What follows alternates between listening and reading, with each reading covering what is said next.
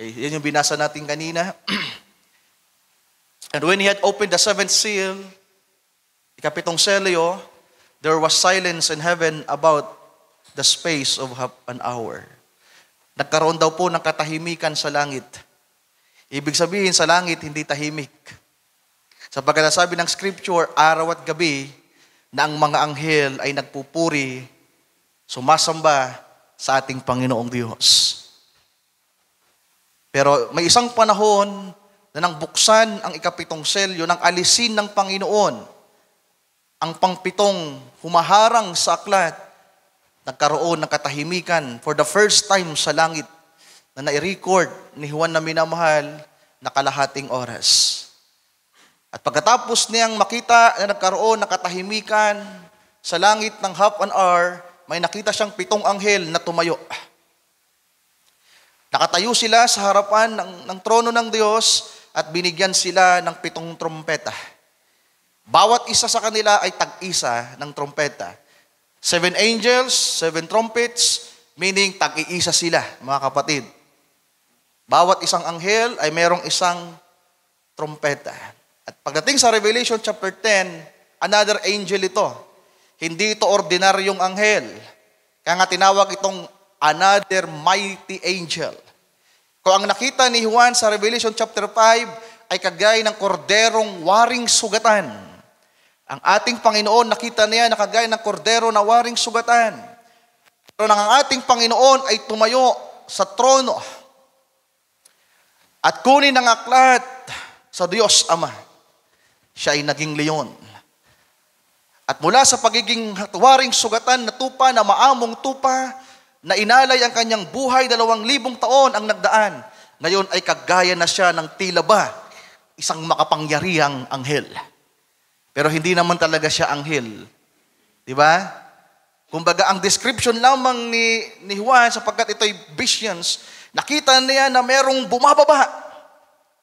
At inakala niya na ibang anghel ulit ito. Pero ipinahayag sa atin ng propeta na ito'y walang iba ang ating Panginoong Jesucristo. Sapagkat kung ano ang nasa Revelation chapter 1, yung description na nakita ni John the Beloved, doon sa nakatayo sa kalagitnaan ng 7 kandilirong ginto, sabi diyan, clothed with the clouds, rainbow was upon his head. Yung clothed with the cloud, yan yung pagiging judge ng ating Panginoon.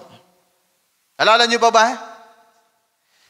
Yung damit niya nakagaya ng ulap, yung kulay puti na nakabalawal sa ating Panginoon na tumatakip sa kanya. Sabi ng propeta, ito'y pagiging judge ng ating Panginoon.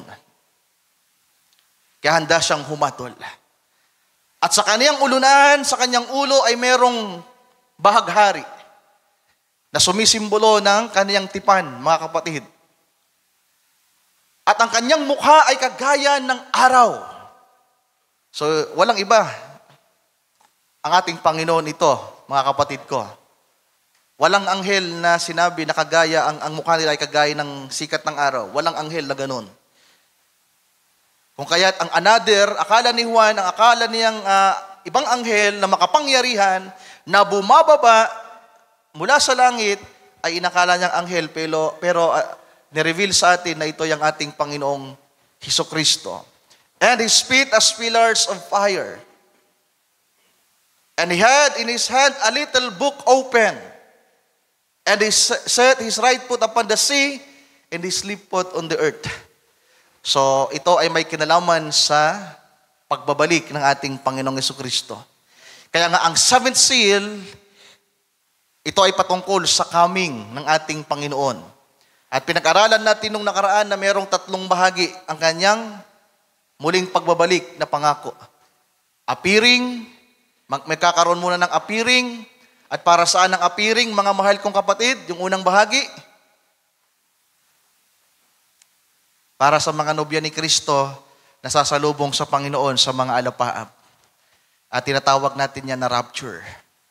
At ang sumunod after the rapture, mga kapatid, ay ang paghatol ng Panginoon sa ibabaw ng lupa at sa ibababa para ang kinin ng lupang ito at maghahari siya sa loob ng 1,000 taon.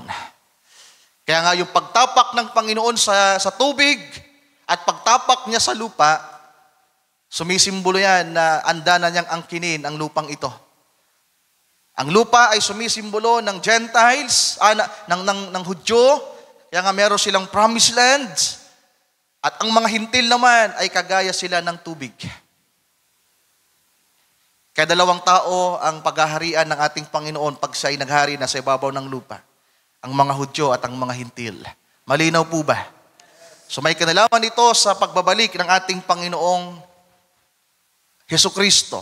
Ang Revelation chapter 8, may kinalaman sa rapture. At nagpapatuloy ang bahaging ito na tinatawag na pagbabalik ng Panginoon hanggang sa dumating ang araw at oras na talagang tutungtong na po siya sa ibabaw ng lupa. So ang Revelation chapter 8, chapter 9, chapter 10, chapter 11, yan ay may kinalaman sa coming ng ating Panginoong Hesukristo, mga kapatid. Then, sa verse 3, yung mighty angel, sabi diyan, and cried with a loud voice, as when a lion roareth. And when he had cried, 7 thunders uttered their voices. Nang sumigaw daw po ang ating Panginoong Hesus, yung mighty angel, nakagaya ng leon. Nakita nyo? Leon na siya. Nakakaintindihan pa ba tayo?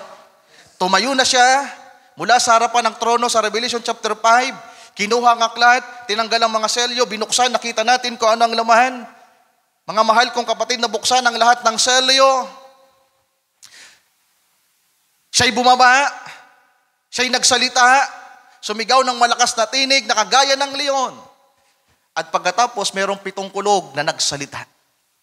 7 thunders uttered their voices. And when the 7 thunders had uttered their voices, I was about to write, and I heard a voice from heaven saying unto me, seal up those things which the 7 thunders uttered, and write them not. So talagang napaka-controversial nito, mga kapatid ko. In verse 5, and the angel which I saw stand upon the sea and upon the earth lifted up his hand to heaven, and swear by him that lives forever and ever, who created heaven, and the things that therein are, and the earth, and the things that therein are, and the sea, and the things which are therein, that there should be time no longer. So another napakahalagang bahagi ng ating pag-aaralan sapagkat sinabi diyan na ang panahon ay maikli na lang. Maikli na lang ang panahon, mga kapatid. Kaya kung meron na lamang maikling panahon, dapat ang ating atensyon, ang ating focus, ang ating puso at kaisipan ay mas naghahangad na sa Panginoong Diyos. May the Lord help us for that. Sabi diyan that there should be time no longer. Kailan yan? Ang mighty angel ay sumumpa, mga kapatid ko. And verse 7, but in the days of the voice of the 7th angel, when it shall begin to sound, the mystery of God should be finished as He has declared to His servants the prophets. So binulay ko ito, mga kapatid.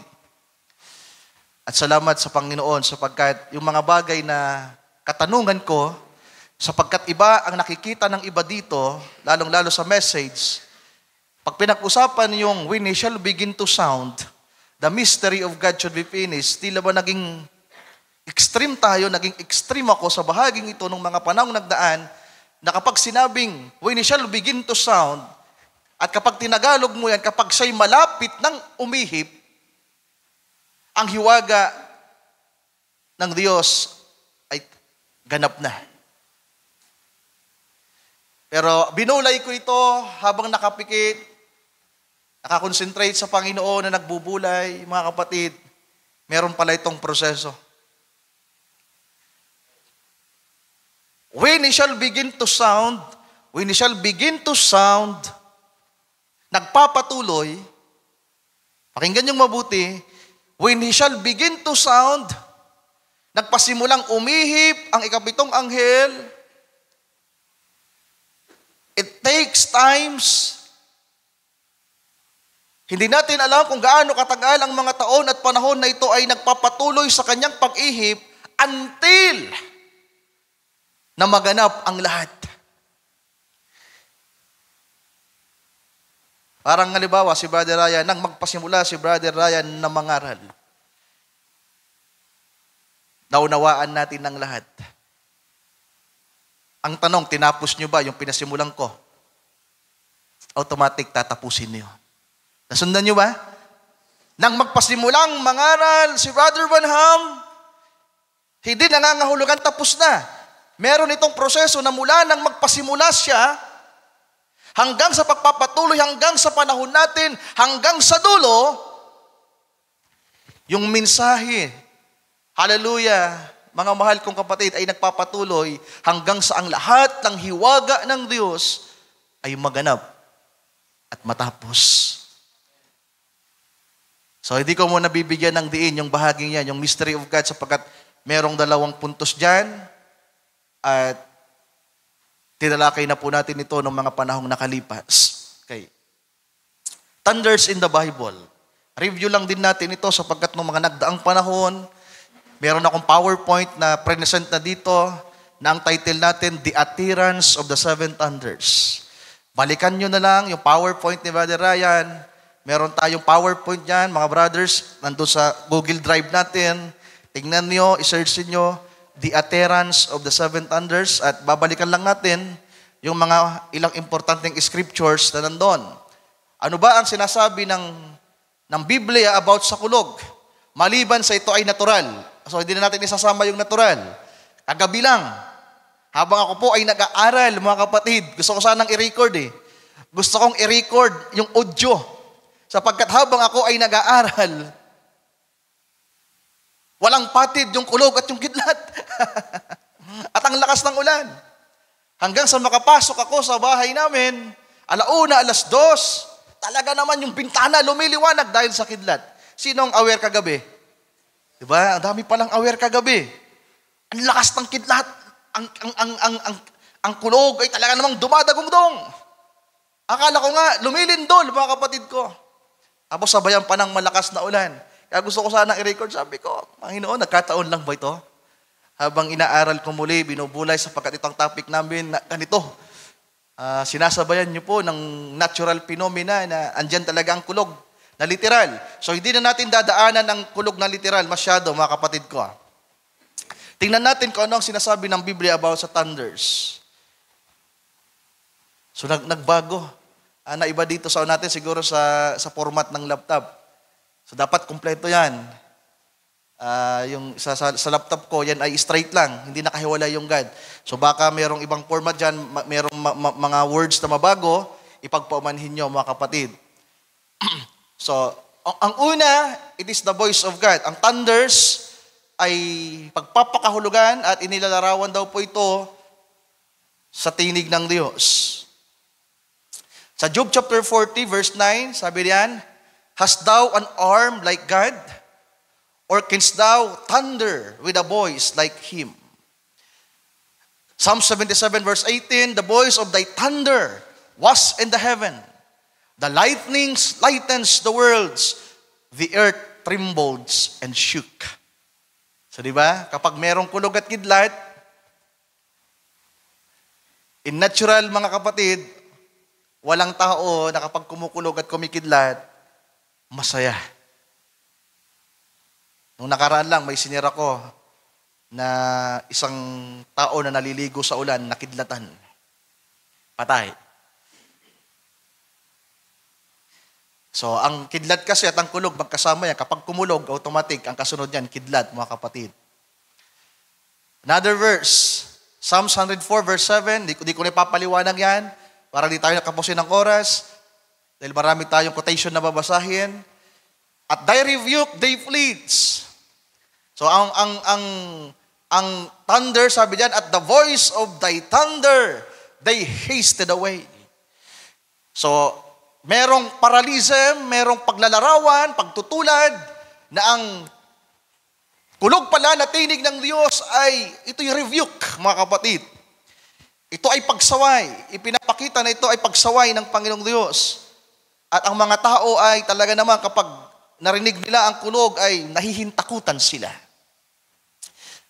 Sa New Testament, sa John chapter 12, verse 28 to 29, ang ating Panginoon ang nagsasalita dito, kinakausap niya ang Ama sa langit, sabi niya, Ama, Father, glorify thy name. Ama ko, luwalhatiin mo ang iyong pangalan. Then came their voice from heaven, saying, meron daw pong tinig mula sa langit, merong kulog na mula sa langit. Sabi niyan, saying, I have both glorified it, and I will glorify it again. The people therefore that stood by, yung mga taong nandoon, and heard it, said that it thundered. Others said, an angel speak to him. So sa ating Panginoong Hesus, sapagkat siya ang anak, malinaw na ang kanyang narinig ay tinig ng Ama.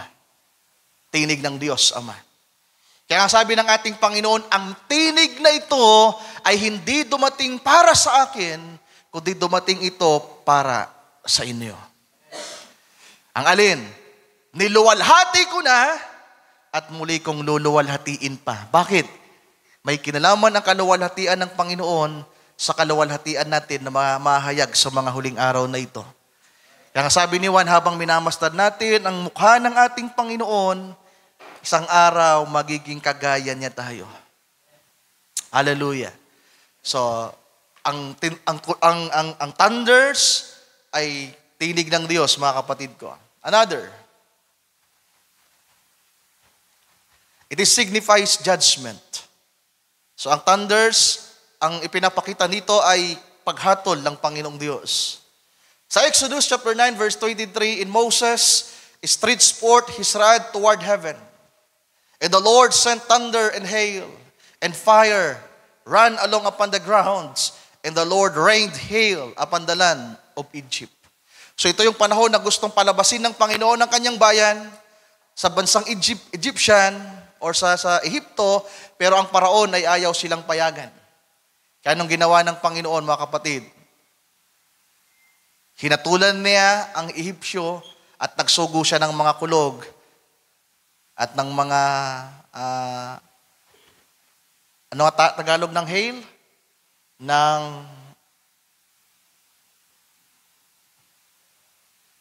Nakalimutan ko yung Tagalog ng hail.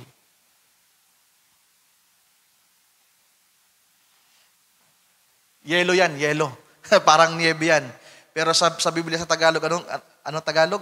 Granizo ba? Yeah, granizo. Granizo. At may kasama pang apoy. Next. Sa 1 Samuel chapter 2 verse 10, the adversaries of the Lord shall be broken to pieces. Ang kaaway ng Panginoon ay mapipira-piraso. Out of heaven shall he thunder upon them. The Lord shall judge the ends of the earth.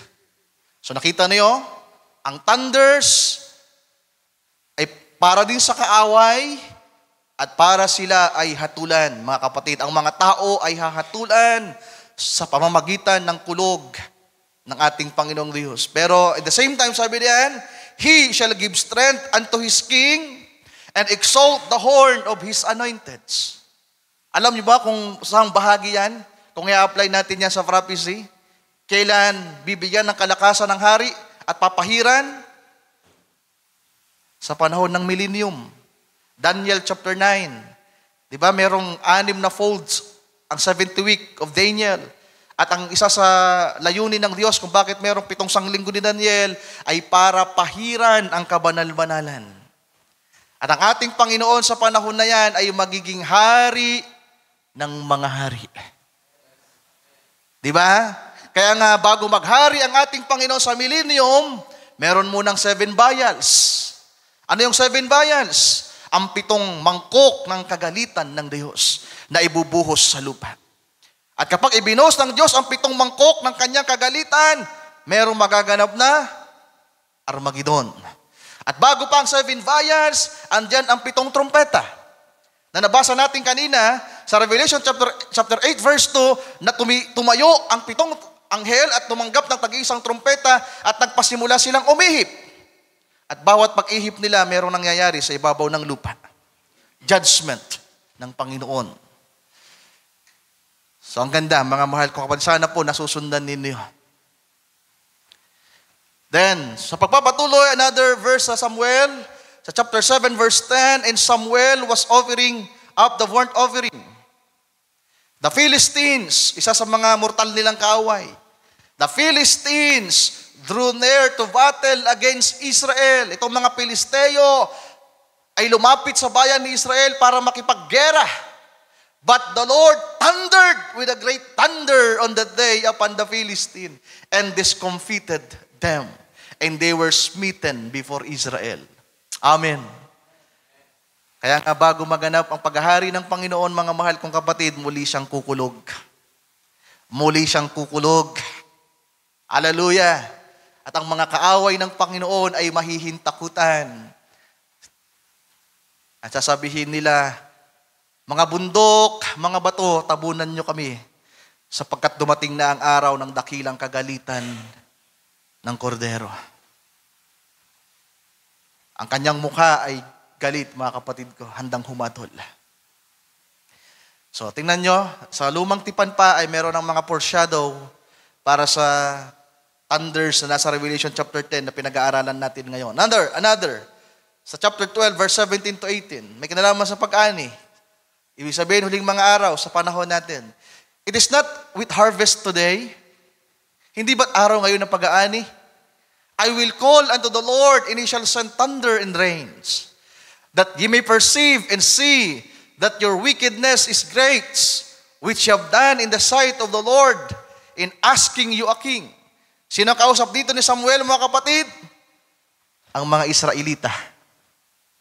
Gusto nilang magkaroon ng hari. At ang Diyos ay hindi natuwa, mga kapatid. At sabi ni Samuel sa Panginoon, Lord, magsugo ka ng ulan at ng kulog para malaman ng mga taong ito ang kalagayan ng kanilang puso na hindi tama.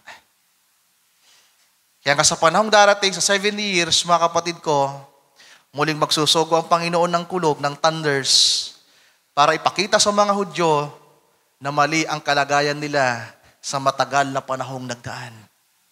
At ang dahilan ng kulog, isa sa dahilan kung bakit merong kulog sa mga huling araw, para gisingin at pukawin ang mga Hudyo.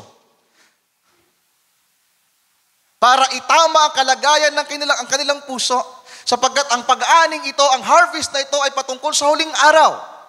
Hindi lang ito para sa rapture, mga kapatid ko. Di ba? Kaya nga kapag nag-ani, meron pang mga natitira diyan. Sa panahon ni Ruth, pagkatapos sa mag-ani, namumulot siya sapagkat may mga nalalaglag ng mga binhi, ay ng mga trigo, tapos meron pang mangyayari diyan na yung pagpipiga na mismo, na meron pa ring makukuha ng mga butil, pero sobrang kumbaga nalalapit na sila sa kabulukan.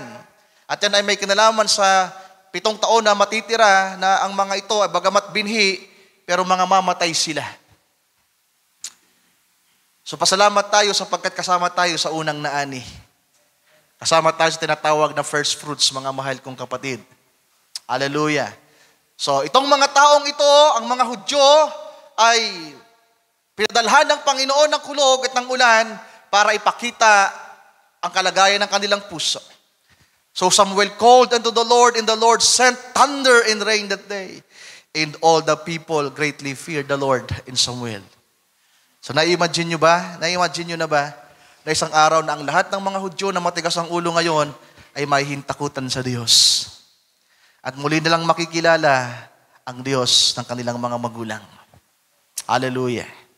Another thing, sa Job chapter 39 verse 25, sabi diyan, He says among the trumpets, so dito, isinama yung trumpets, sapagkat ang trompeta at kulog, magkasama yan, mga kapatid. At mamaya lalo nating makikita yan. Kapag merong trompeta, merong kulog. Kaya sabi diyan, He said among the trumpets, Ha, ha! And he smileth the battle afar off. Dahil may trompeta ngayon, may naamoy na gera. Diba? May digmaan sa malayo na paparating. The thunder of the captains in shouting. So may nagaganap na digmaan, merong trompetang hinihipan, at merong kulog ang mga kapitan ng mga hukbo. Okay, next. Sa Isaiah 29 verse 6, Thou shalt be visited of the Lord of hosts with thunder, Bibisitahin ka ng Panginoon ng mga hukbo ng kulog. Sinong kausap? Ang mga Hudyo. Dadalawin kayo ng Panginoon ng kulog at ng mga lindol, ng malakas na lindol, in great noise, with storm of tempest in the flame of devouring fire. Kailan na yan? Tribulation. Di ba? Sa bawat pag-ihip ng trompeta may nangyayari. May apoy na bumababa sa langit, yung tubig naging kulay dugo, lumakas yung mga alon, nangamatay ang mga isda, nagkaroon ng malakas na lindol. So kailan yan? Sa panahon na dadalawin ng Panginoon ang kanyang bayan, merong kulog, mga mahal kong kapatid. Hallelujah. Another, it signifies the coming of the Lord. Saan din niya? Nababanggitan natin na ang kulog ay parang nandyan ang pagdalaw ng Panginoon, may kinalaman sa kanyang judgment. So ang pangatlo, it signifies the coming of the Lord. Ang kulog ay nagsisignifies ng muling pagbabalik ng ating Panginoong Hesus. So ito nga, nakita ko din dito sa iPad ko. Yung bahaging ito may putol. So talagang nagkaroon ng ibang format sa laptop na gamit ni Sister Mary Ann. So di ko na lang isasama yung nasa baba. Okay, basahin ko dito yung nasa baba para hindi tayo lumabas dyan. Okay, sabi diyan, sa Exodus 19:16-18, And it came to pass on the third day in the morning, that there were thunders and lightnings and thick cloud upon the mount of Sinai, and the voice of trumpet exceeding loud. So magkasama ulit ang mga kulog at ang trumpeta. So that all the people that was in the camp trembled. And Moses brought forth the people out of the camp to meet with God. Nang marinig ang mga ang ihip ng pakakak na palakas ng palakas, sinasabayan pa ng mga kulog, anong ginawa ni Moses? Inilabas na ngayon ang kanyang bayan. Para saan? Para makita ang Diyos. To meet God. In Mount Sinai. O sabi yan, and they stood at the nether part of the mounts. And Mount Sinai was altogether on a smoke, because the Lord descended upon it in fire. Yung Mount Sinai daw, mga mahal kong kapatid, ay umuusok. Bakit? Ang ating Panginoon ay bumaba sa bundok. Pero bago siya bumaba, anong meron? Merong tunog ng pakakak at merong tunog ng mga kulog. So it signifies the coming of the Lord. Kaya nga pagdating sa Revelation chapter 10, sa binasa natin sa chapter 8, verse 2, humanda ang 7 anghel na may trompeta, humihip sila pa isa-isa, di ba? Pagdating sa chapter 10, merong kulog, sapagkat dati pa ay may kinalaman pala ito sa pagbaba ng ating Panginoong Hesus, mga kapatid ko. Nasusundan niyo po ba? Pwede ba nating palakpakan ang Panginoon?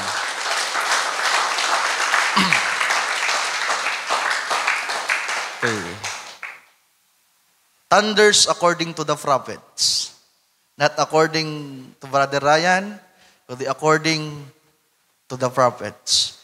At nag-focus po ako at nag-concentrate sa panahon ng 1963, mga mahal kong kapatid. Pag pinag-usapan po ang thunders at ang 7 selyo, mahalaga. Mga pakinggan nyo to, mga manggagawa, mga brothers. Pag pinag-usapan ang 7 selyo, ang mga kulog, it is very important to notes na kapag nagbasa kayo ng message, mas pahalagahan niyo yung 1963. Sapagkat noong 1963, doon nagkaroon ng appearing ang ating Panginoon sa propeta.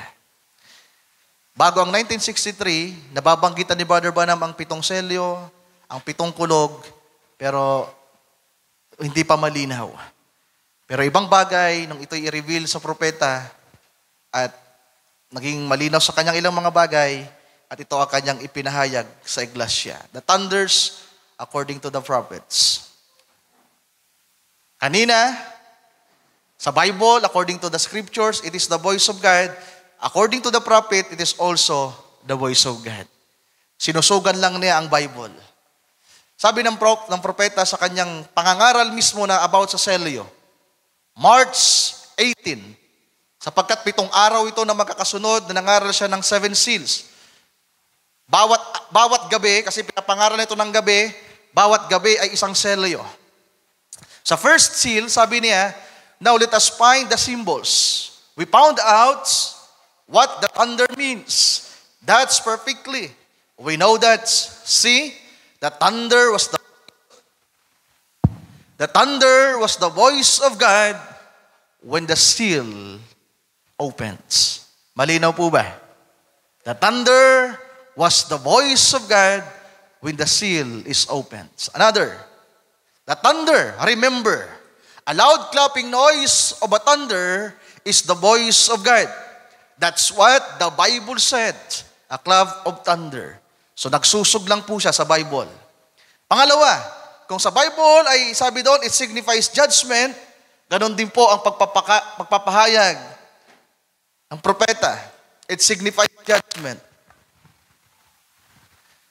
Sa first seal, sabi niya, paragraph 75, and then there is coming forth 7 mysterious thunders, that's not even written at all. That's right. And I believe that through those 7 thunders will be revealed in the last days in order to get the bride together for rapturing faith. Can you say amen to that? Ang 7 kulog daw ay may kinalaman din sa unang bahagi na kung saan ang nobya ni Kristo ay magtataglay ng tinatawag na rapturing faith. Dahil sa pakakak na hinipan at dahil sa kulog na tumunog, ang mga nobya ni Kristo ay magkakaroon ng rapturing faith. Doon lang ba magtatapos? Yan ang tanong. Tuloy natin yung pagbasa. Sabi niya, because what we got right now, we would not be able to do it. Ibig sabihin, yung meron daw sa panahon niya at sa panahon natin, wala pa tayong sapat na pananampalataya para magbago yung physical nating katawan. Mula sa temporal, mula sa laman, ay magbago sa isang katawan na maluwalhati. Nakagaya ng katawan ng ating Panginoong Hesus, nang siya'y muling mabuhay, ang kanyang katawan ay may kakayahan ng lumipad. May kakayahang mag-disappear, mag-disappear. May kakayahang tumagos sa pader. Hindi na kailangan ng pintuan, hindi kailangan ng bintana. Kung gugustuhin ng Panginoon na pumasok sa isang bahay, nakakapasok siya. Yan ang nabasa natin sa Biblia. Bakit? Meron siyang kakaibang katawan. At para daw magkaroon tayo ng kakaiba ding katawan, isang katawan na hindi na dadapuan ng kamatayan, ng karamdaman, ng pagod, kailangan natin ng isang pananampalatayang may kakayahan para sa pag-agaw. Kasabi niya, there is something. We've got to step further. Kailangan nating mas umangat pa. We can't have enough faith for divine healing. Hardly. So wala pa daw tayong masyadong pananampalataya sa pagpapagaling, mga kapatid. We've got to have enough faith to be changed. Kailangan natin ng sapat na pananampalataya para mabago. Meron na ba tayong sapat na pananampalataya? Para magbago ang ating katawan? Na merong karamdaman, si Brother Robert may karamdaman, marami sa atin ang may karamdaman, maraming mga matanda ang kulubot na ang kanilang kutis. Well, may pangako ang Panginoon na isang katawan na maluwalhati. Isang katawan na hindi dinadapuan ng sakit at ng kamatayan. Pero sabi niya, kailangan natin ng sapat na pananampalataya para magkaroon ng pagbabago. At salamat sapagkat merong kulog na paparating, mga kapatid. Pero hindi lang dyan po nagtatapos. Sabi niyan, we've got to have enough faith to be changed in a moment and be swept up out of this earth. Paragraph 76. Then, Oh, the judgment of these evildoers. So see, after the rapture, ano kasunod? 7 years tribulation, judgment.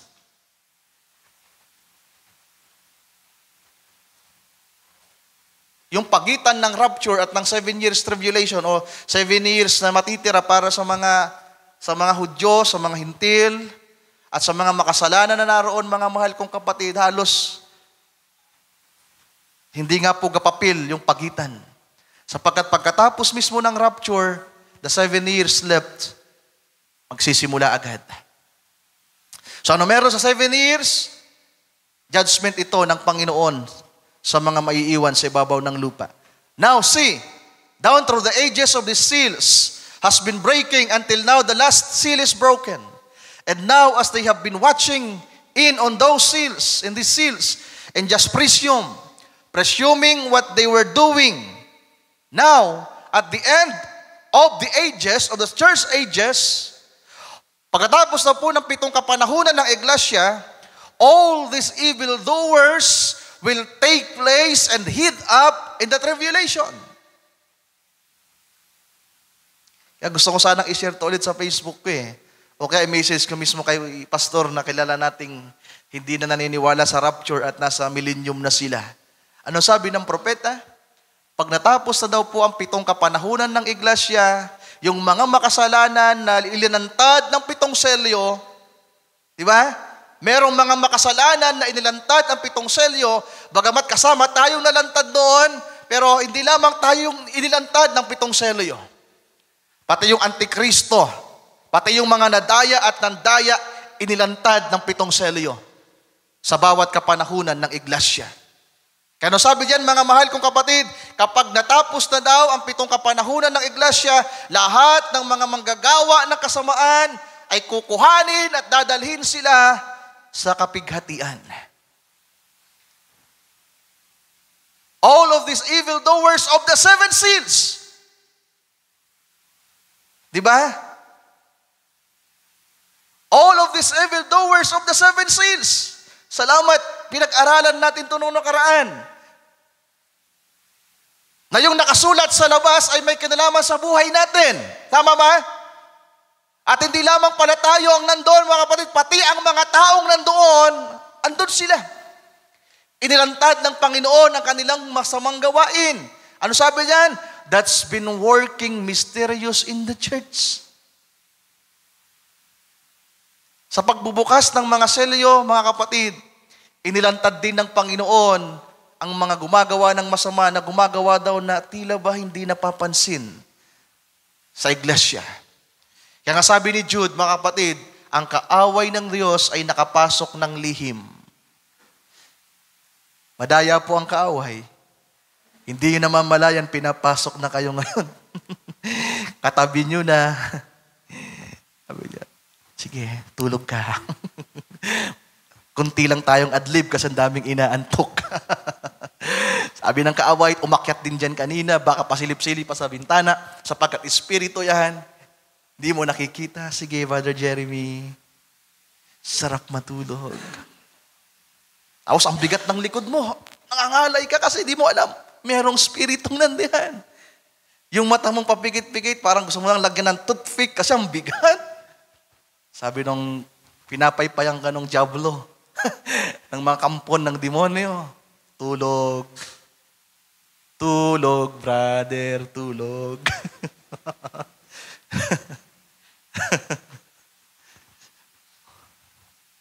Nakapasok ang kaaway ng palihim. Kaya mga kapatid ko, tuso siya. Huwag tayong padaya. Labanan natin ang kanyang mga lalang, ang kanyang mga paraan. Kaya kayo binibigyan ng antok ngayon para hindi nyo maunawaan ang isang napakahalagang paksa na pinag-aaralan natin ngayon. Isa sa pinakamahalagang paksa na muli nating tinutunghayan ngayon, hindi papayag ang kaaway na matanggap nyo ito ng ganun-ganun lang. Meron itong digmaan na nangyayari ngayon. Sabi pa ni Pastor John, sa napakinggan kong excerpt doon sa pangaral niya, every day, every hour, merong Armageddon na nangyayari. May Armageddon ngayon, spiritual. Hindi nyo alam, ang daming kaaway, pinapana kayo, tinatarakan kayo ng tabak, makipaglaban kayo ng mabuting pakikipaglaban. Umuwi kayo sa bahay nyo mamaya ng mga mananagumpay, mga champion, mga victorious. Mukhang uuwi kayo, pagod na pagod. Pagkaaway yung mag-asawa, sinalubong ng utang, tapos, umuwi kayo ng victorious mamaya. Di ba? Kung wala dito yung asawa mo, si Sir Chari, umuwi kang victorious, sabihin mo, Clemente, umatin ka sa susunod na linggo. Di ba? O, adlib yun ha. Kasi daming inaantok. Ayoko sana mag-adlib kasi mauubos yung oras natin. Balikan natin to. All of these evildoers of the seven seals that's been working mysterious in the church. So nagpasimula pa yan sa first church age, nakapasok ang Antikristo, ang kaaway ng Diyos at nandaya, mga kapatid. Next. Sabi ng prophet, sa kanyang pangaral, Christ is revealed in His own word. August 22, 1965. Sabi niya, in last week tapes, mayroon siyang binabanggit, I think, will reveal to you the great hideous things that we're going to speak on one of these days. Sabi niya, meron siyang ipapangaral, isa sa mga araw na ito, na kanyang i-reveal na may kinalaman sa mga katakot-takot na mga mangyayari.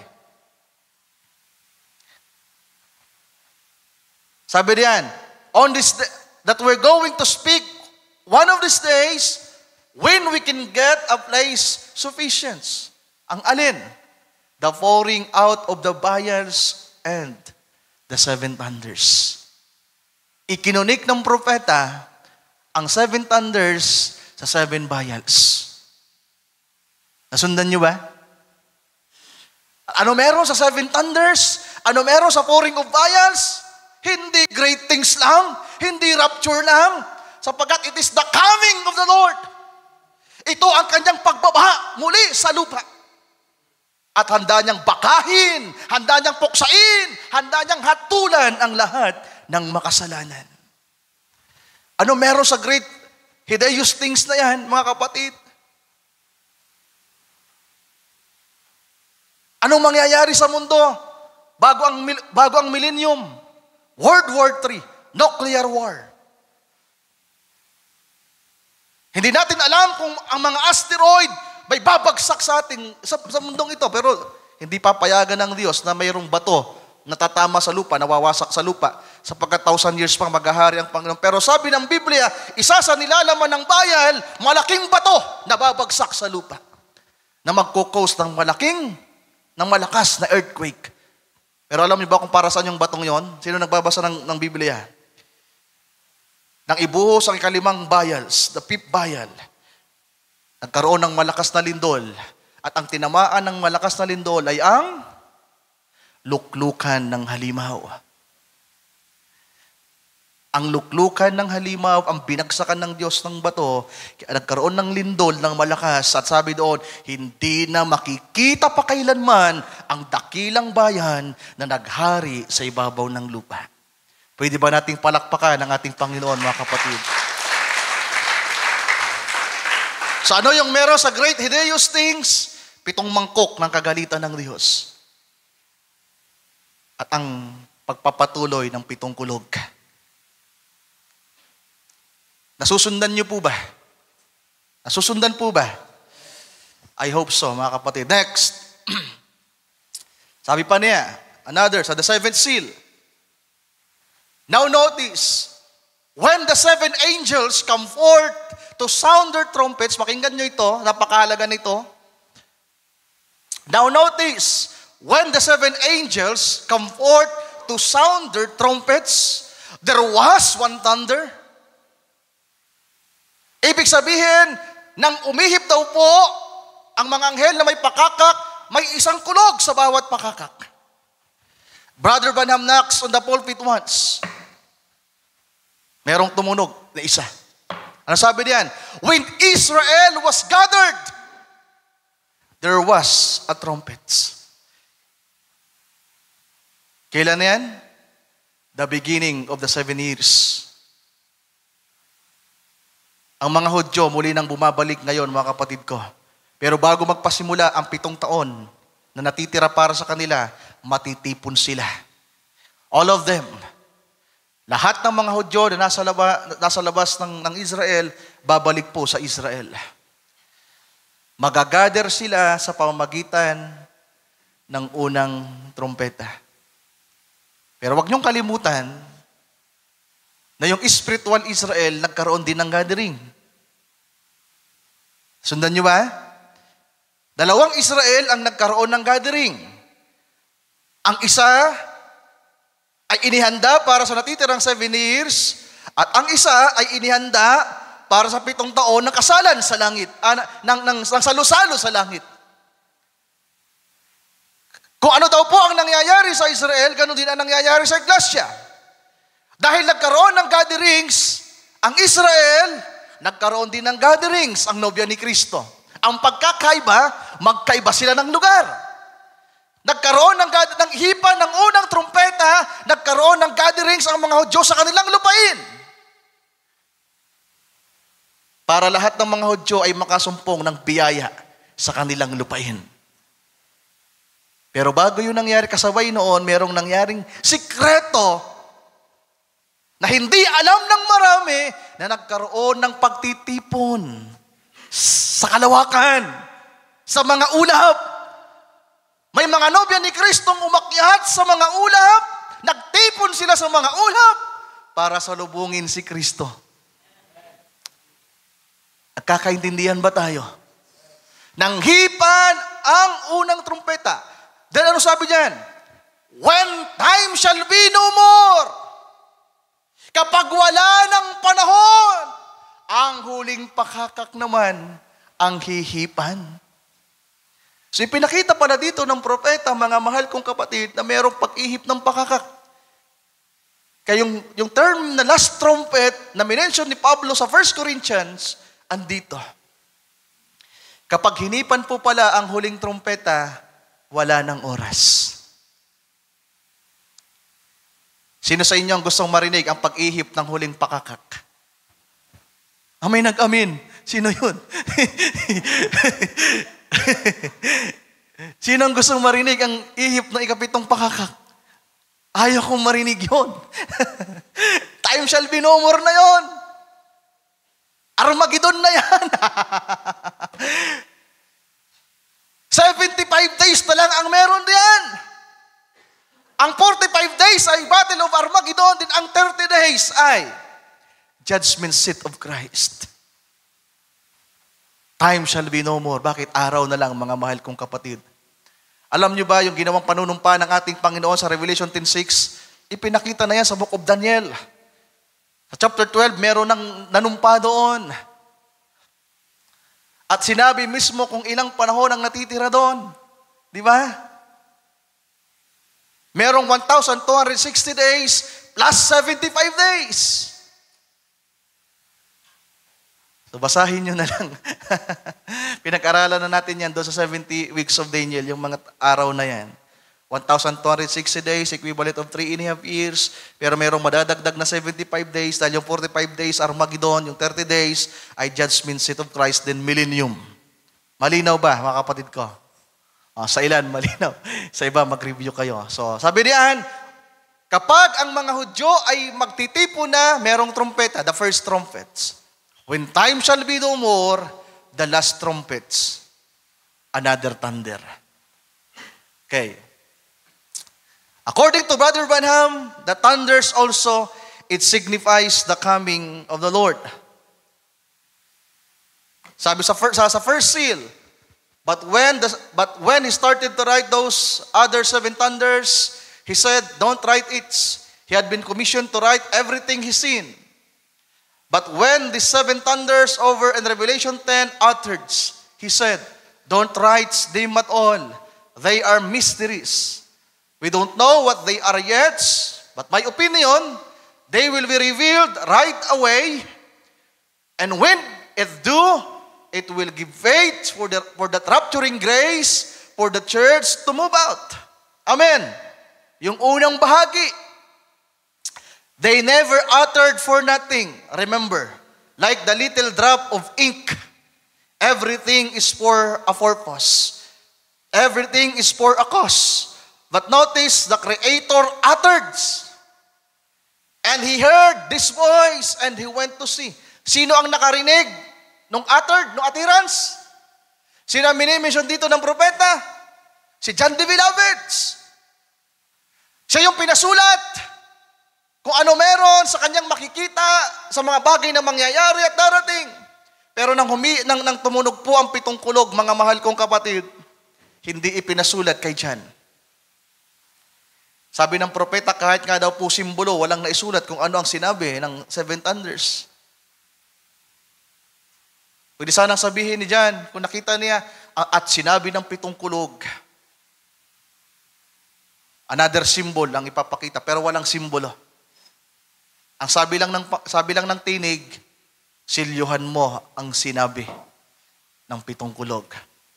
So sabi diyan, ang utterance daw po ng mga ito ay napaka-importante. There's a purpose and there's a cause. Kagaya daw po ng ink. Isang drop ng ink. Kung yung ink nga, napakahalaga ng kanyang ginagampanan, how much more ang bagay na ito na sinasabi ng kasulatan. Sa pagpapatuloy, sa paragraph 258, sabi diyan, no more we could understand these things until the times for it to be understood. Oh my.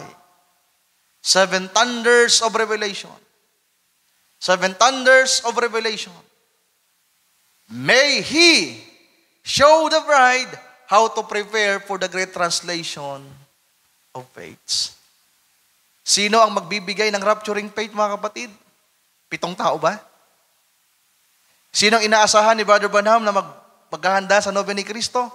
May He show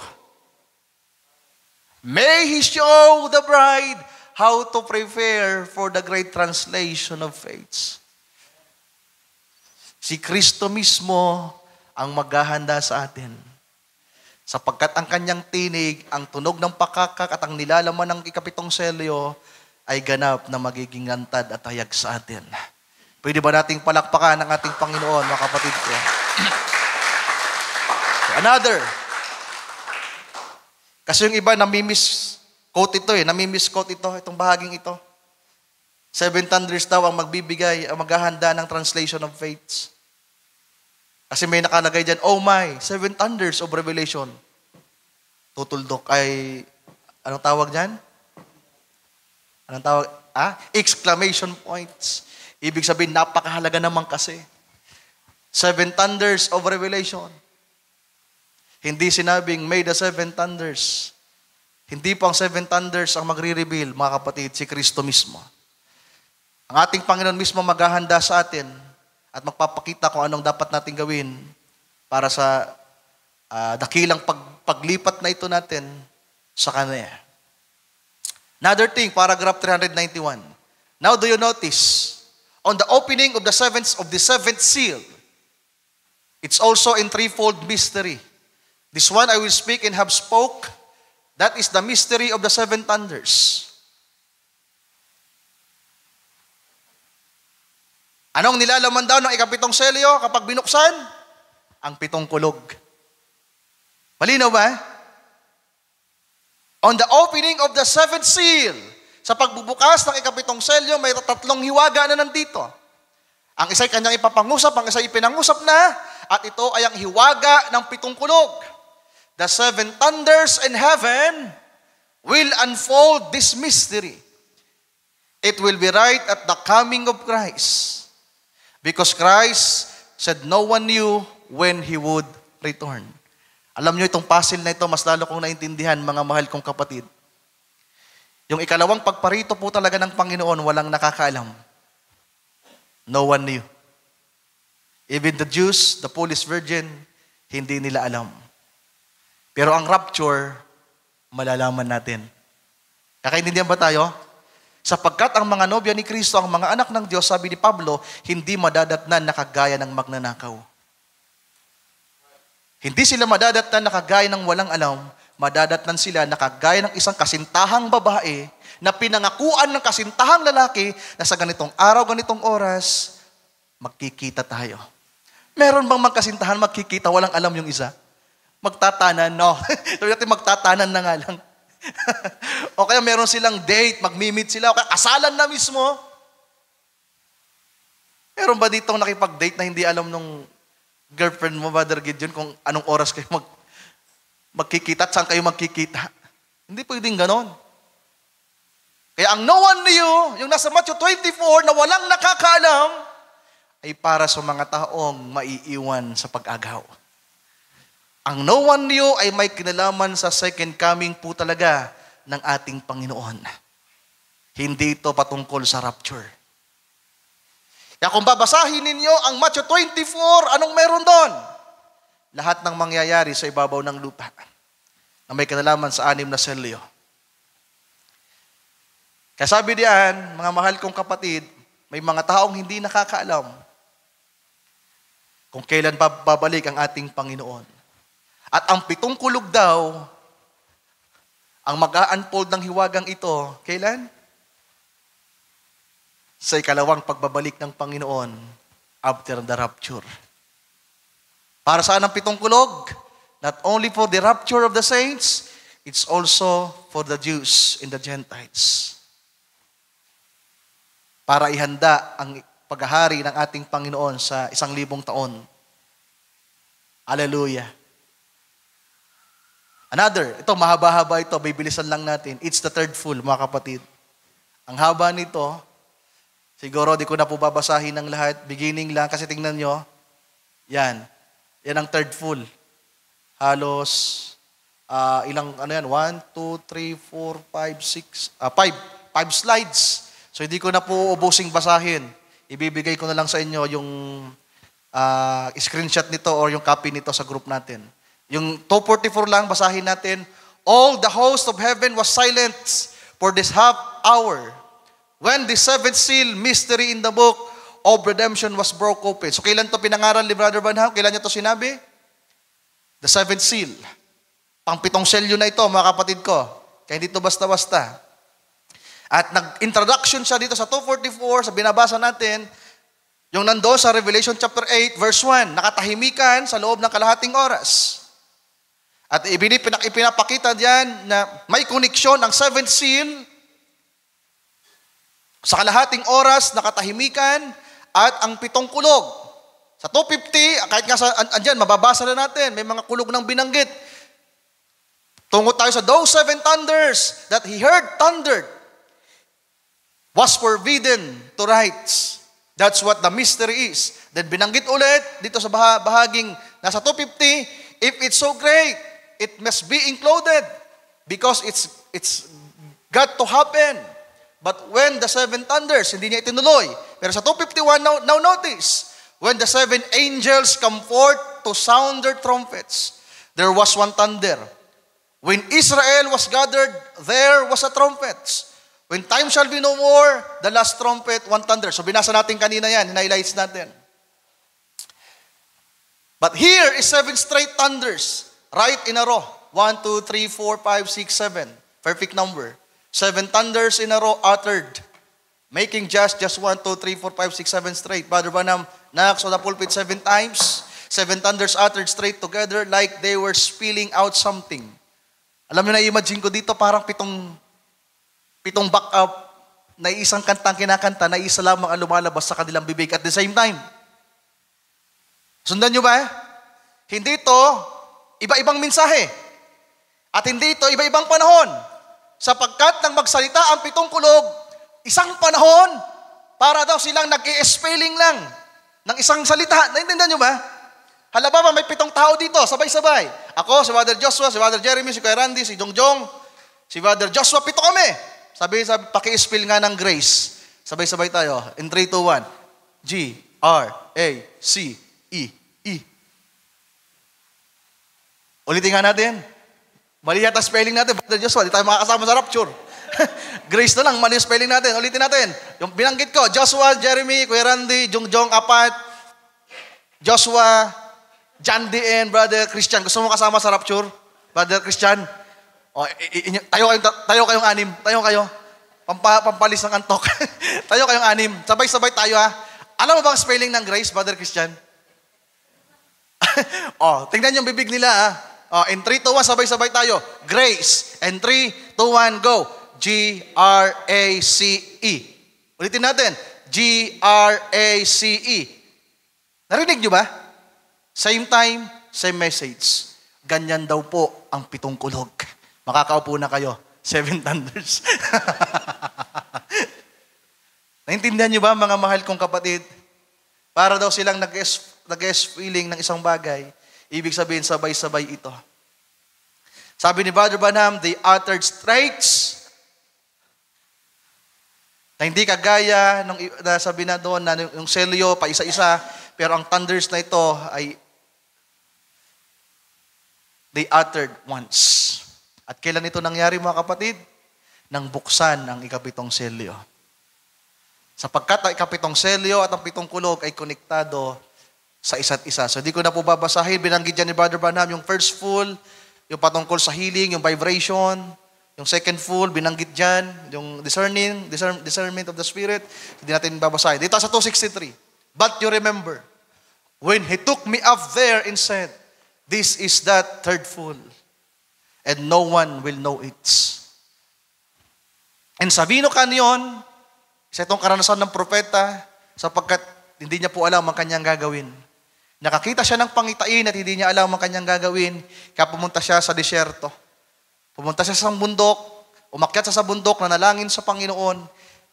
Sabi diyan, in Sabino Canyon, sitting up there at that morning, I had my hands raised, I had my hands up, the wind had blown my old black hat down. When I was standing there with my hands up praying, I said, Lord God, what does this mean? I can't understand it, Lord. What am I to do? And all at once, something hit my hands. I don't know, I can say, did I go to sleep? Nakatulog ba ako? I don't know. Or did I go into trance? I don't know. Was it a vision? I can't tell you. Only thing I can say is what? Just the same thing like the angel was. And it struck my hand, and I looked, and it was a sword. And it had pearl handles, real pretty, and had a guard over it with golds, and the blade looked like something like a chrome, like silver. Only it was real shiny. And it was so feather-edged sharp. Oh my. And I thought, isn't that the prettiest thing? Just spit my hand. I thought, what will I do with that? So, nagagawin niya sa tabak na yon, na nasa kanyang kamay na biglang lumitaw. And just then, a voice shook down through there, the rocks said, it is the sword of the king. And there's only one, the king, and that's God. And he has one sword, that his word. What I live by, it's the word, amen. Oh, what a day we're living in. What a great thing. See, the mystery and secrets is standing there when this left me. Something just come to me and said, don't fear. Now I didn't hear no voice. Like on the inside of me spoke. I have to just tell you the truths. Just exactly what happened. Something hit and said, don't fear. This is the third full. Ano yung third full, mga kapatid? Kung talagang isa-isahin pa natin to, kung papalawakin natin, napakarami. Pero anong third full? It is the word. It is the sword of the king. It is the spoken word. It is the thus says the Lord. So, ang dami niyan. Pero may kinalaman, ang 7 thunders, ang 7 seal, sa tinatawag na third full. At sabi ng propeta, di ko na po isinama, the Pentecostal will never understand it. The denomination will never understand it. Satan will never understand it. At sana, walang nandito ngayon na hindi makakaunawa nito. Only the bride can understand it. Narinig ko yung testimony ni Brother Billy kanina, pinag-usapan nila Sir Eli. Nagpapasalamat sila na yung mga bagay na nasa Revelation na unawaan nila. Sabi ng Biblia, mapalad ang bumabasa, nag-iingat at gumaganap ng mga hulang nakasulat sa aklat na ito. Mapalad ang tao na pinaunawaan ng Diyos ng mga bagay na ito. What is the third full? It is the revealing of the Word. It is revealing Christ in you, mga mahal kong kapatid. Ito'y si Kristo na magiging kayo. The walking epistle. It is the sword of the King. It is His word. At sabi ng propeta, di ko na po isinama, ang salitang ito ay ang mga salitang lumalakad ngayon sa ibabaw ng lupa. It is you. The third full, may kinalaman kayo, mga mahal kong kapatid. At may kinalaman ito sa salita ng ating Panginoon. So just remember the seventh seal. The reason it was not opened. See, the reason it did not reveal it, no one should know about it. After all, He has revealed all the six seals, but He don't say nothing about the seventh.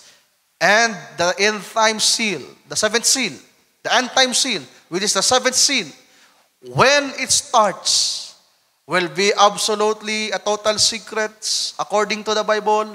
Before knowing that, walang makakaalam kung ano ang nilalaman ng ikapitong selyo, kung ano ang nasa aklat, kung ano ang pitong kulog, nakagaya ng walang nakakaalam sa pagbabalik ng Panginoon kung anong oras at araw. Sino ang mga taong tinutukoy na hindi makakaalam? Mga maiiwan sa pag-agaw. Pero ang nobya ni Kristo, napakakasalan niya, magiging hayag ito sa kanila. The seventh seal, the seven thunders, sabi diyan, at the end of the seventh angel message, sabi diyan, and remember, Revelation 10, 1-7, 1-7, chapter 10, 1-7, at the end of the seventh angel's message, all the mysteries of God would be known. Were at the end time, the opening of the seventh seal. Kailan nagpasimulang mabuksan ang ikapitong selyo? Sa panahon ni Brother Branham hanggang sa panahon natin. Kapart tayo ng ikapitong selyo. Well, pinakita din kanina ng propeta na sa panahong mga nagdaan sa pitong selyo, andun pala yung mga makasalanang nagtago. Kaya sa pagbubukas ng Panginoon ng bawat selyo, may kabayong lumalabas. Ang mandaraya, si Satanas, kasama ang mga dinaya niya. Pero nang mabuksan ang lahat ng selyo, hallelujah, ang pinakanilalaman ng aklat ay si Kristo at ang kanyang nobya. At nang mabuksan ang ikapitong selyo, pakinggan niyong mabuti ito, nang mabuksan ang ikapitong selyo at mabuksan ang aklat at malantad kung ano ang nasa aklat,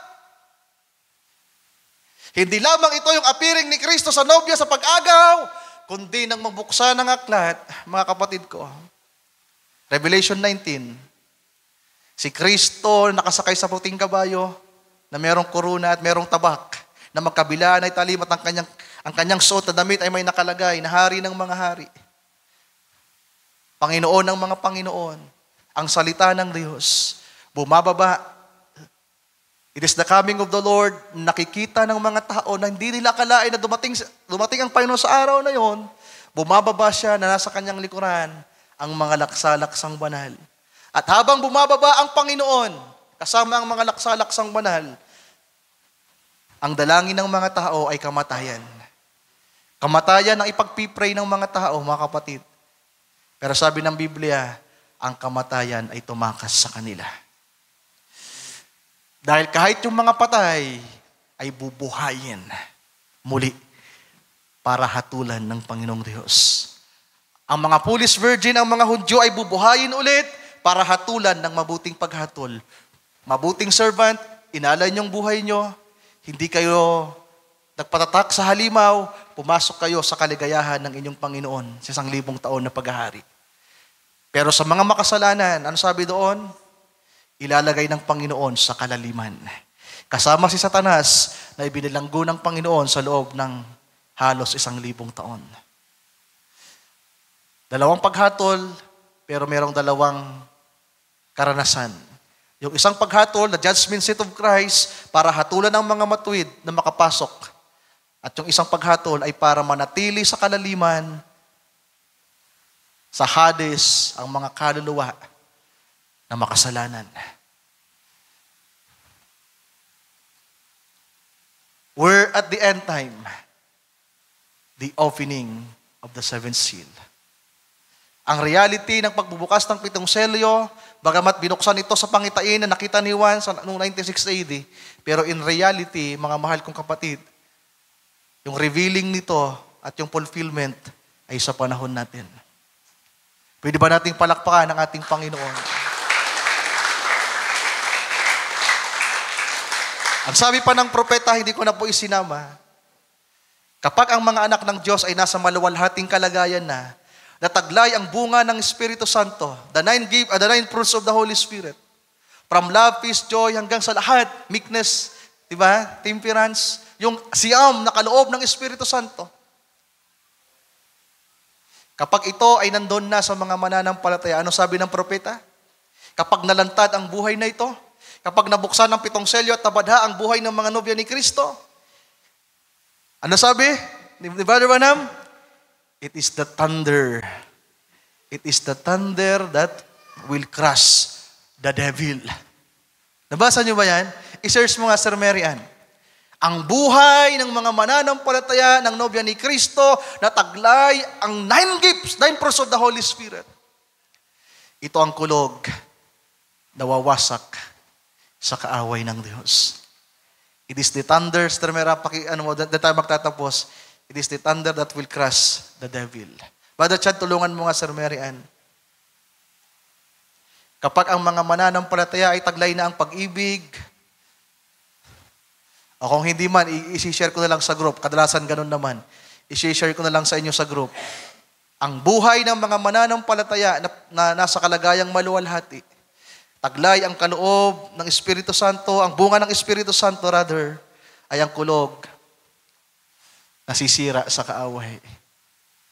It is the thunders that will crush the devil. O baka mali lang yung term ko. Sa pagkadalaman ito sa buhay ng mga mananampalataya. Hallelujah. Tayo tutungo sa pagtatapos, mga kapatid.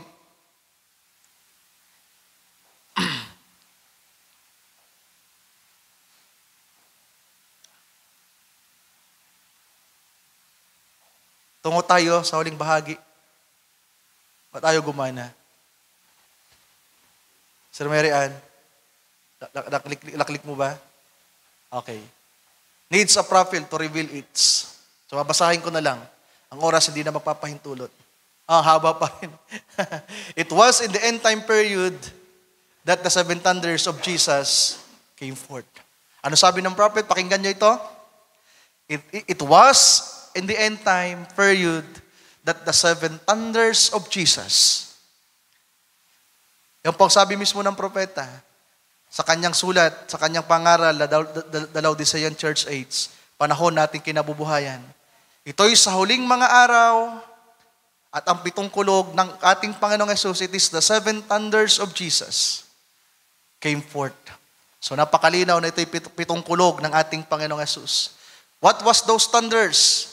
What was in those thunders? No one knows. But we need to know.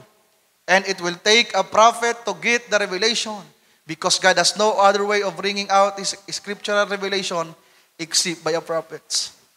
The word always came by a prophet and always will. So kailangan daw po ng propeta. At salamat sa ating Panginoon sapagkat pinalhan tayo ng propeta na ipinaalam kung ano ang 7 kulog.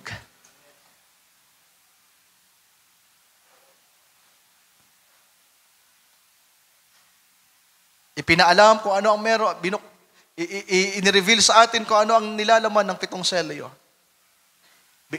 Ipinahayag sa atin ang bawat selyo, mga mahal kong kapatid. So wala ito sa denomination. At napakapalad ng mga mananampalataya na ito ay napapakinggan at nauunawaan. It takes a prophet to reveal it. So di ko na po babasahin ang lahat. Another quote. Ito yung binasa ni Sir Marian. Balik tayo, ayaw na naman gumana.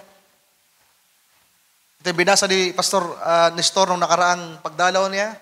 Now this messenger of Malachi 4 and Revelation 10:7 is going to do 2 things. One, according to Malachi 4, he will turn the hearts of the children to the fathers. 2, he will reveal the mysteries of the 7 thunders and Revelation 10, which are the revelation contained in the 7 seals. Ulitin ko, Ang pangalawang gagawin ng mensahero sa kapanahonan ng Laodicea, sabi diyan, he will reveal the mysteries of the seven thunders. And Revelation 10, which are the revelation contained in the seven seals. Ang tanong ko, mga mahal kong kapatid, narinig nyo ba sa araw na ito kung ano ang meron sa 7 selyo at meron sa 7 kulog? Narinig nyo ba? Narinig nyo ba? It is the third fool. It is the voice of the Lord. It is judgment. It is His judgment. It is His coming, appearing. Alam na ba natin? Reveal na po ba sa atin ngayon? Totally reveal. What is the seventh seal? Ano meron sa 7 kulog? It is the coming of the Lord. It is His appearing. It is His judgment. It is the third fool. Walang makakaalam nito maliban sa nobya ni Kristo. Reveal na po sa atin.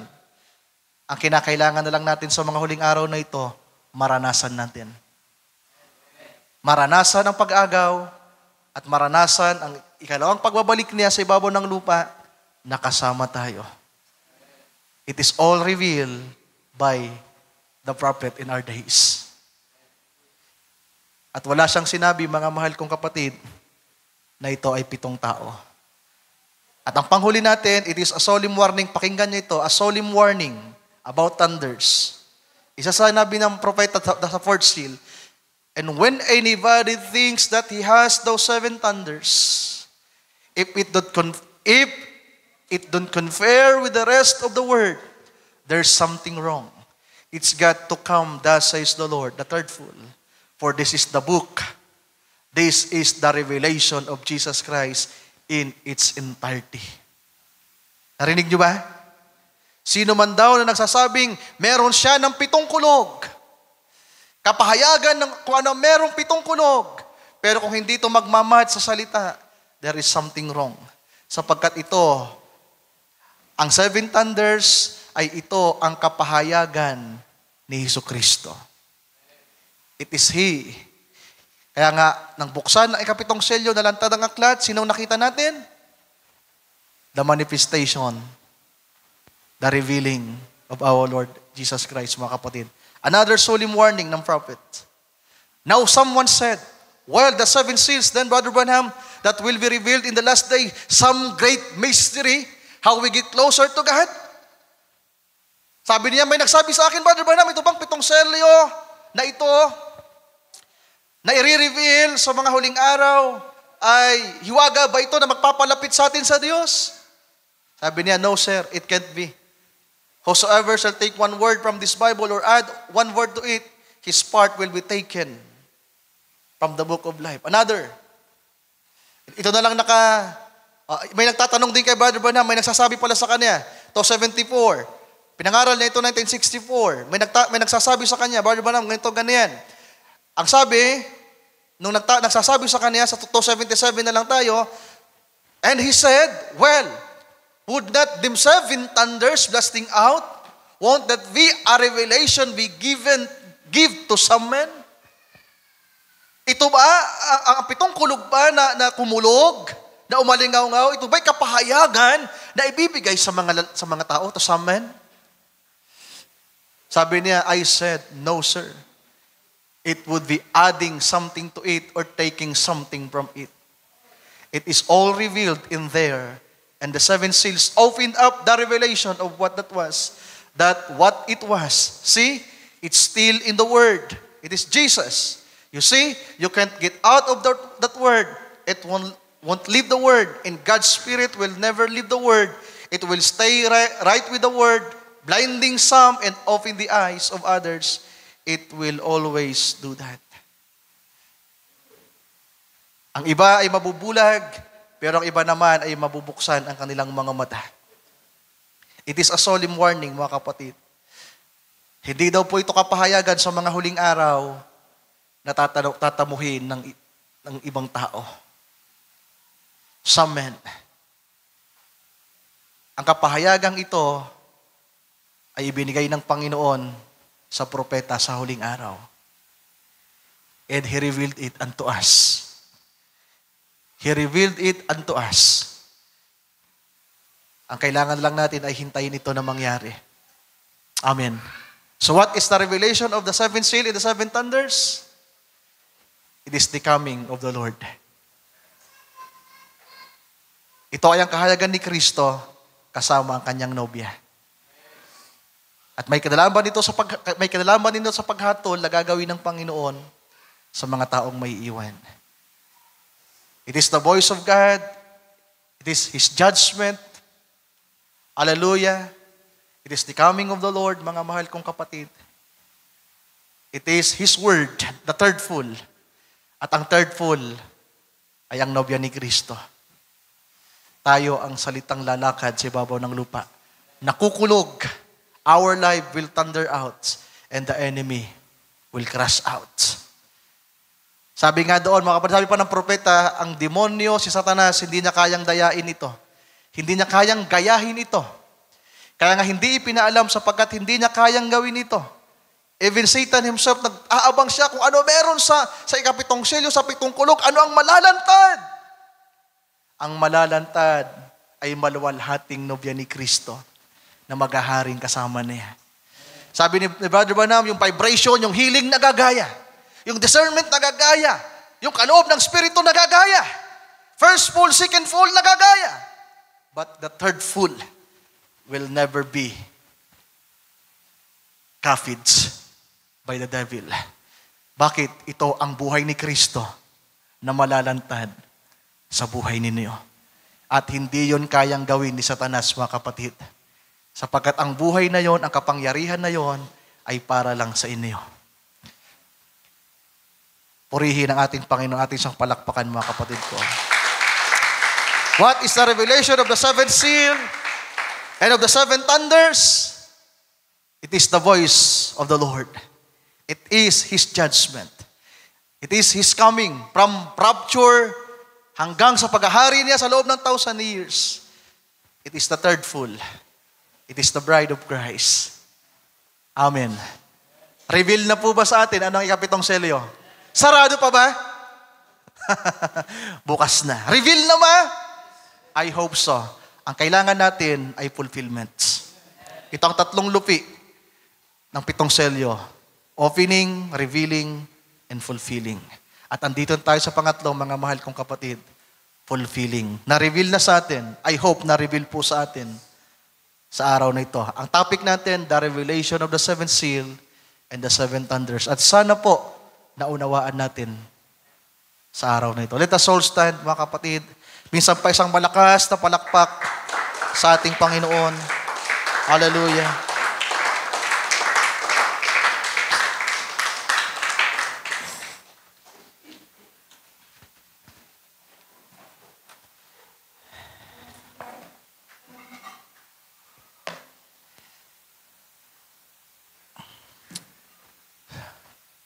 Sino sa atin dito ang excited na sa muling pagbabalik ng Panginoon? Are you waiting sa Panginoon?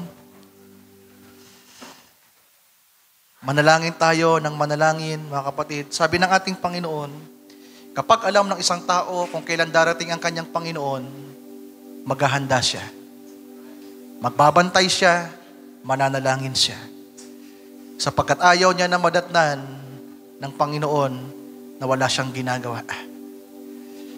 At kung reveal na sa atin, batid na natin na ang Panginoon ay muling babalik at nalalapit na ang kanyang pagbabalik sapagkat binuksan na sa atin ang ikapitong selyo. Na-reveal na sa atin ang ikapitong selyo. Mula sa panahon ni Pablo, it is close. It is close, mga kapatid. From first age, Ephesians, Smyrna, Pergamo, Thyatira, Sardis, Philadelphia, it is close. But in our days, in the seventh church age, the seventh angel messenger to our age, God gave the revealing of this mystery, of this closed book. And He opened it to us, mga kapatid ko. Sana lang nababasa nyo ngayon ng malinaw. Sana nakikita nyo ng malinaw na kayo ay parte ng ikapitong selyo. Na kayo ay parte ng aklat na binuksan. Ano nga bang aklat na yon? Ang aklat ng katubusan. At ano meron sa aklat ng katubusan? The Lamb's Book of Life, mga pangalan ninyong nakasulat doon. Actually, may sinabi pa ang propeta. Ano ang meron sa aklat na yon? Ano meron sa ikapitong selyo? Ang meron sa ikapitong selyo ay ang bagong pangalan. It is the new name. It is the new name. Ang ating Panginoon nagkaroon din po ng new name, sabi ng prophet. Nang pumunta siya dito sa lupa, He is Jesus, the Savior, the Redeemer. Pero nang buksan daw po ang ikapitong selyo, pakinggan nyo, isearch nyo lang ito, kaya bibigay ko sa inyo ang quote. Sabi ng propeta, nang buksan ang ikapitong selyo, iba na ang pangalan ni Kristo. At ang makakaalam lang daw po, ay ang nobya ni Kristo. Gusto nyo bang malaman ng kanyang bagong pangalan? Ako, hindi ko pa alam ngayon kung ano. Pero sabi niya, sa araw na yan, malalaman nyo ang kanyang bagong pangalan bilang isang leon. Hindi kordero na inalay ang kanyang buhay, kundi isang leon na handang humatol. Isang leon na handang maghari sa ibabaw ng lupa. Revelation 11:15, sabi ng Panginoon, ng hipan ng ikapitong anghel ang pakakak. The kingdom of this world na pinaghaharian ni Satan will be the kingdom of our Lord Jesus Christ. Magiging paghahari na ito ng Panginoon. Sino ang gustong makasama ang Panginoon sa araw na yan? Meron tayong presidente na hindi man lang natin malapitan. Merong papa sa Roma na tinitingala ng mga Roman Catholic Church ni hindi man lamang malapitan. Ang makakalapit lang yung mayaman. O kaya yung malalapitan na makakadaupang palad. May presidente ang Amerika. May presidente ang bawat bansa na naghahari sa bawat bansa. Ang daming namumuno sa bansa ngayon, pero lahat liko at lahat masama. Pero isang araw, si Kristo ay muling bababa para maghari. At ang haring ito, hindi malayo sa atin. Sabi ng Panginoon, sino mang magtagumpay ay upong kasama ko sa aking trono. Excited na ba kayo? It is part of the seventh seal, mga kapatid. Patuloy tayong magtiis at patuloy tayong maghintay sa ating Panginoon. Sabi ng Scripture, ang naghihintay ay magbabago ng lakas. Bagamat totoo, marami tayong problema, suliranin, pinagdaraanan. Pero merong sikreto.